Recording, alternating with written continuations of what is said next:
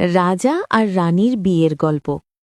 অনেক দূরে সবুজ পাহাড় আর নীল নদীর মাঝখানে ছিল সোনারপুর নামে এক শান্ত রাজ্য। সেই রাজ্যের রাজা ছিলেন রাজা আর্যবীর, বুদ্ধিমান, ন্যায়পরায়ণ আর প্রজাদের খুব প্রিয়। আর পাশের রাজ্যে থাকতেন রাজকন্যা মাধুরী, যিনি ছিলেন দয়ালু, সাহসী আর মিষ্টি হাসির অধিকারী। একদিন বসন্ত উৎসব উপলক্ষে সোনারপুরে বড় মেলা বসল। নানা দেশের মানুষ, নাচ গান, ফুল আর আলোয় রাজপ্রাসাদ ভরে গেল। সেই উৎসবে রাজকন্যা মাধুরী অতিথি হয়ে এলেন। প্রথম দেখা থেকেই রাজা আর্যবীর আর রাজকন্যা মাধুরীর মনে এক অদ্ভুত ভালো লাগা জন্ম নিল।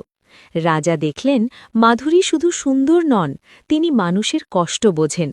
আর রাজকন্যা বুঝলেন আর্যবীর শুধু রাজা নন, তিনি একজন ভালো মানুষ।